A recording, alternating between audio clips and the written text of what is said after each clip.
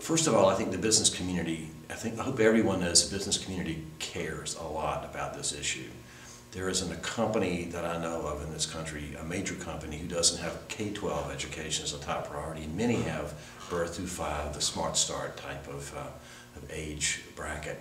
But we're all concerned about, obviously, a workforce, but it's deeper than that. We're very concerned about the communities where our employees live, where we have facilities, we're investing, and it's very important that for the social fabric of our country, if we don't do something about this issue of at-risk kids, it is probably, I think it's probably the biggest challenge we have in this country.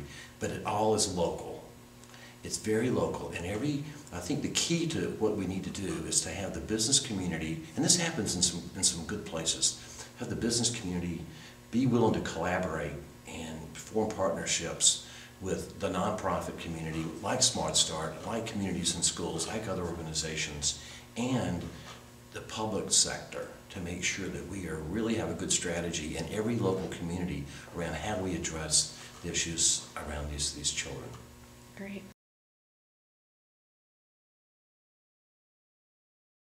I think that's one of the messages. I think just the issue of how successful our communities can be or won't be if we don't address the issues of the outcome of kids growing up in really tough environments.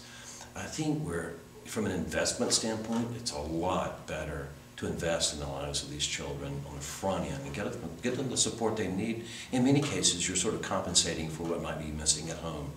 On the back end, if we don't do that, we're going to spend $50,000 a year to keep one of them in prison. We're going to spend hundreds of billions of dollars in this country that we're paying taxes to support. Business communities paying taxes, individuals paying taxes to support the outcomes that are prevalent now. And it's a lot better, I think, to invest on the front end than to have the cost on the back end of not having a successful life.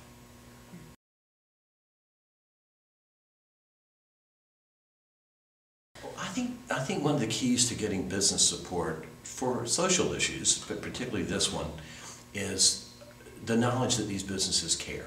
Their employees and the managers and the executives in this, everything that makes up a company is about people. And they all live in the communities and they all really care. And you'll find many instances of leading businesses who have members of their staff on local boards of directors of organizations like Smart Start.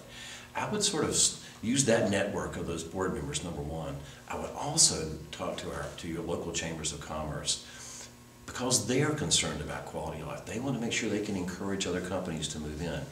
And they have to have a great education system. One of the first questions businesses ask before relocating is, what's your K-12 education system like? How are we going to generate a workforce, and how are our employees' kids going to be able to be educated? So I think that, and then having, I just think the superintendent of schools in local communities should be a key leader in this whole process, because basically it's their responsibility to educate these children once we get them a Smart Start. And in Durham, for instance, they're doing a great job. They formed the Business Advisory Council for Durham Public Schools. 50 companies now, large ones, small ones, middle-sized companies, all sit down with the superintendent, his senior staff, and say, and he gives them guidance on what they can do to help his school system be successful. If we did that all around the country, I think we'd have different outcomes.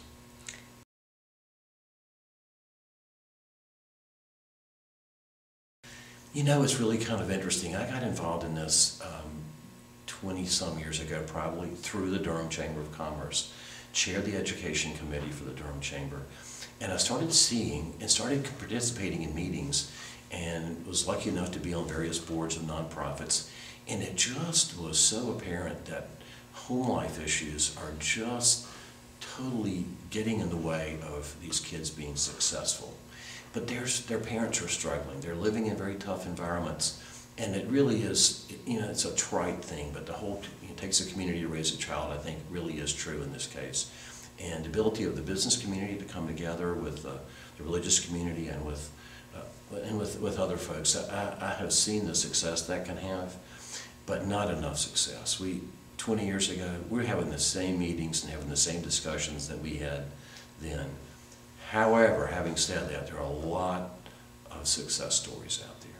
And I think the more we highlight those children and those families who have benefited from things like Smart Start, and I know you guys are doing a really good job of that, but the more we can do that, the more we talk about success, I think the more support we can rally in terms of getting help for these children.